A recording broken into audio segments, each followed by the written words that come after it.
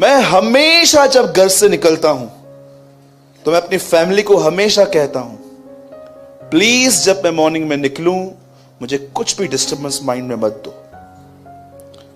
Problems हैं, मैं रात को आऊंगा, मुझे बताओ, ताकि मैं दुआ कर सकूं। लेकिन जब मैं सवेरे निकलता हूं ना, कोई जिग कोई किटकिट, और जो भी किटकिट करते हैं उनको फेविक्विक लगा दो, नो जिग नो चिप।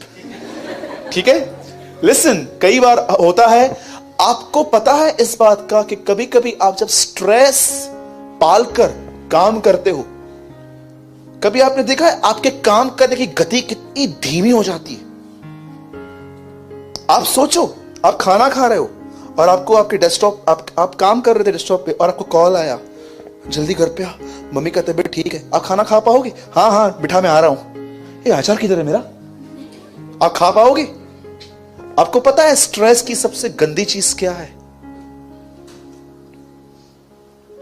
वो आपको नेगेटिव कर देता है पूरी तरह से। यीशु क्यों कहता है आओ मेरे पास आओ, मैं तुम्हें सॉल्यूशन नहीं दूंगा, लिखा है मैं तुम्हें विश्राम दूंगा। तो प्रभु विश्राम क्यों? कुछ और चाहिए। जब तू विश्राम में आएगा ना, तुझे सॉल्यूशन दिखाई देगा। Trust me. हाजरा डिस्टर्ब थी और पानी को ढूंढ रही थी, कुआं सामने था, दिख नहीं रहा था, एक स्वर्गदूत दिखाने के लिए आया, वो देख कुआं। आप जब डिस्टर्ब रहते हो ना, आपको रास्ते नहीं दिखाई देते। इसीलिए यीशु जानता था इंसान की पहली जरूरत खाना नहीं, परमेश्वर का वचन है। मनुष्य केवल रोटी से नहीं परंतु खुदावंद के मुंह से निकले गए हर कलाम से जीवित रहेगा। वो जानता था इंसान को भोजन से अधिक वचन है, क्योंकि वचन ही इंसान को स्टेबल करता है। आप में से बहुत सारे जो लोग हैं ना यहां पर, जो अप डाउन सारा की तरह, इब्राहिम की तरह, कभी सारा को पत्नी कहते हैं, कभी बहन कहते हैं, कभी शिमशोन की तरह लड़ते हैं तो कभी व्यभिचार में पड़े रहते हैं, कभी कैसे तो कभी कैसे। जो भी अप डाउन रहते हो, आपका रीजन जानते हैं क्या है? आपने चीजों को उन जगहों पर नहीं रखा है जहां पर आपको रखनी है। आप हर दिन सुबह उठ के ये देखते हो मुझे क्या काम करना है, क्या खाना है, कितनों से मिलना है, पर बहुत कम लोग हैं जो सब चीजों को साइड करके हर दिन उस मन्ने को रिसीव करने के लिए जाते हैं जो खुदा ने उनके लिए रखा है। अब देखिए यहां पर क्या हुआ।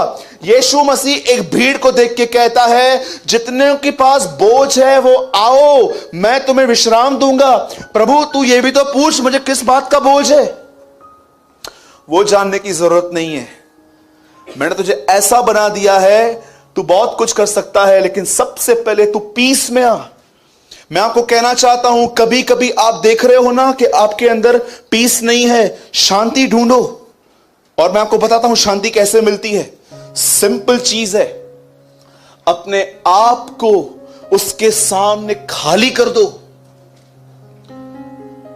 मैं कई बार अपनी शांति को ऐसे ढूंढता हूं जब मैं देखता हूं कि कुछ चीजें हैं जो मेरे माइंड पे रूल कर रही है, मैं खुदा को बता के, और उसके बाद भी अगर वो चीजें फिर से मेरे सामने आती हैं, मैं वचन कह के उन्हें भगाने की कोशिश करता हूं। अब देखो, जो मैं आपको समझाना चाहता हूं, ध्यान दो।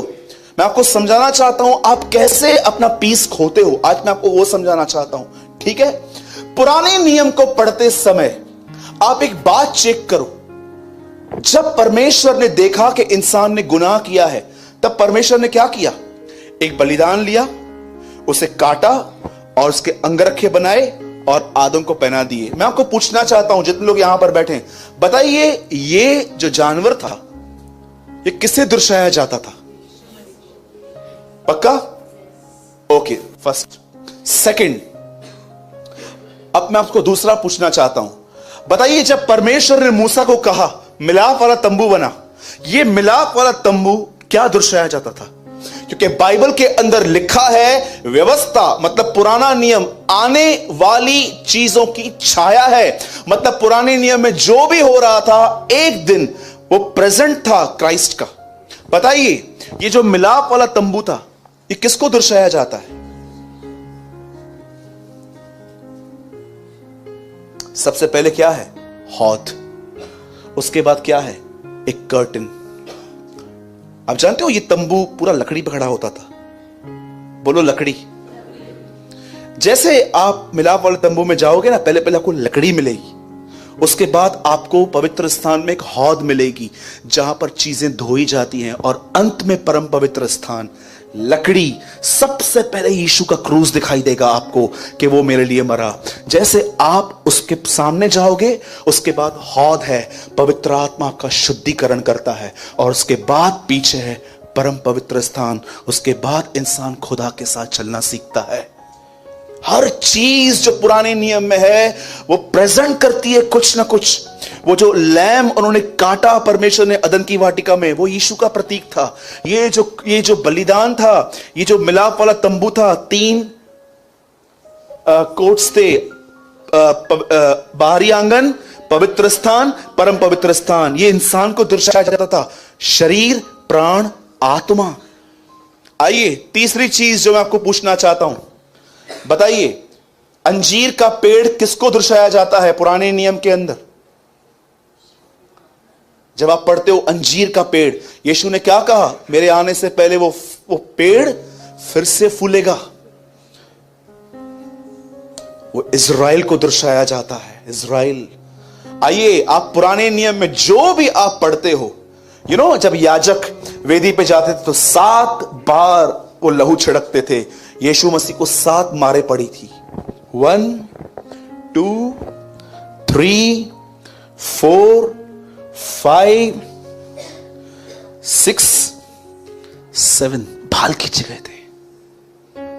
7 सफरिंग ऑफ क्राइस्ट। पुराने नियम में जो वो लोग करते थे उनको समझ में नहीं आता था, लेकिन हमें समझ में आता है कि हर चीज ये दिखाती थी एक दिन मसीह आएगा ऐसा करेगा, मसीह आएगा ऐसा करेगा। अब मैं आपसे एक आखिरी पूछता हूं और उसके बाद मैं एक्सप्लेन करूंगा। बताओ पुराने नियम में सबत किस चीज को दर्शाया जाता है?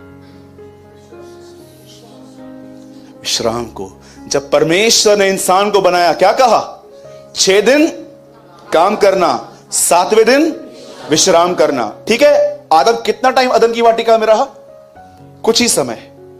उसके बाद यह वाचा खत्म हो गई। उसके बाद परमेश्वर इज़राइल के साथ फिर से वाचा बांधता है और कहता है क्या? तुम मेरे लिए विश्राम का दिन मनाना, सबत का दिन मनाना। वो लोग भी फेल हो गए। फेल होने के बाद अब परमेश्वर नई वाचा के साथ हमारे पास आके वापस कहता है, मैं थोड़ा इसको अलग तरीके से बता रहा हूं, प्लीज आप मुझे गलत ना समझें।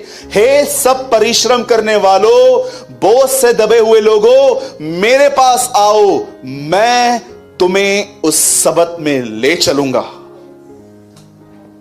मैं लेके जाऊंगा उस सबत में जहां पर ना इज़राइल गई ना आदम गया, पर तुम्हें उसमें चलने के लिए मुझसे थोड़ा कोऑपरेट करना पड़ेगा। आप जानते हो पुराने नियम में जब इज़राइल के लोग वहां से निकले तो मुझे बताइए कितने लोग कनान पहुंचे? 2। बाकी निकले क्यों थे? मिस्र से निकले क्यों थे? उस देश में जाने के लिए, लेकिन कोई पहुंचा? आज हम संसार से निकल कर आए हैं, पर क्या सबत में पहुंचे हैं? कलीसिया के अंदर भी परेशान, चिंताओं में घिरे हुए, टेंशन्स, ये वो। जैसे पुराने नियम में वो लोग वहां से निकले, वहां नहीं पहुंच पाए, वैसे आज भी कलीसिया से दुनिया से यहां पर रूम में आई है, पर वो उसके सबत में नहीं आ पाई है। जानते हो सबत क्या बोलता है? सबत का मतलब होता है विश्राम। आप डे नाइट काम करते हो, लेकिन आपके अंदर पीस है, शांति है।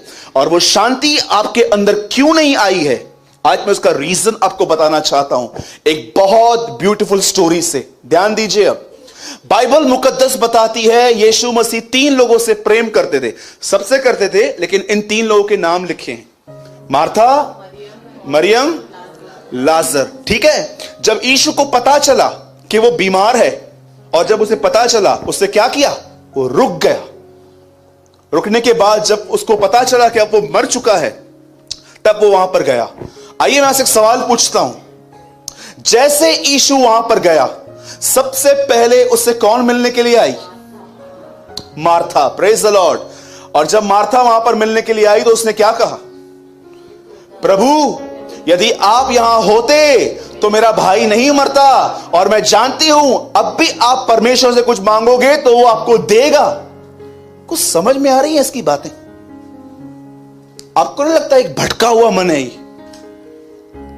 आप यहां होते तो नहीं मरता, अभी भी मांगो तो मिलेगा। उसके बाद यीशु क्या कहता है? वो जी उठेगा। उसके बाद क्या वो कहती है? हां मैं जानती हूं कि पुनरुत्थान के दिन जिंदा होगा। यीशु उसके बाद क्या कहता है? पुनरुत्थान और जीवन मैं ही हूं। अब आप में से कितने लोगों ने इस बात पे ध्यान दिया है? यीशु आज की बात कर रहा है, मार्था फ्यूचर की बात कर रही है। आपको पता है आप में से बहुत सारे लोग परेशान क्यों रहते हैं? वो आज में नहीं फ्यूचर में जीते हैं। मैं पढ़ रहा था, प्रभु बोलता है वो जी उठेगा। ये बोलती है हां हां मेरे को पता है पुनरुत्थान के दिन वो जी उठेगा। यीशु कहता है पुनरुत्थान और जीवन मैं ही हूं। मार्था शायद इन बातों की क्लियर अंडरस्टैंडिंग नहीं रखती थी, लेकिन आप और मैं तो ऐसे व्यक्ति हैं जो समझ पाते हैं कि यीशु ने आज की बात कही थी। आज आपको पता है आप में से बहुतों की शांति कब जाती है? जब आप आज का दिन छोड़ के कल में जीना चालू करते हो। अगर मेरी सैलरी लेट आई तो क्या होगा? मेरी शादी लेट होती जा रही है, मेरा हस्बैंड अब तक उधार नहीं पा रहा है, मेरा परिवार कब प्रभु में आएगा, ये कब आएगा? आप में से कितने लोग आप इस बात को समझ क्यों नहीं पाते? आपको आज में जीना है। आप में से अधिकतर लोग आपसे सोचना स्टार्ट करो कल की। आपको पता है ये इतना छोटे से शुरू होता है कि पता भी नहीं चलता है कि इसने पूरी जगह ले ली है आपके अंदर। एक दिन मैं बैठा था, उन दिनों में हमारा आरकेटी में मीटिंग चलती थी, वहां पर ओल्ड बिल्डिंग में लोग बढ़ते जा रहे थे, बढ़ते जा रहे थे, बढ़ते जा रहे थे। तो हुआ क्या सुनिए, एक दिन हमारे चर्च में कॉल आया।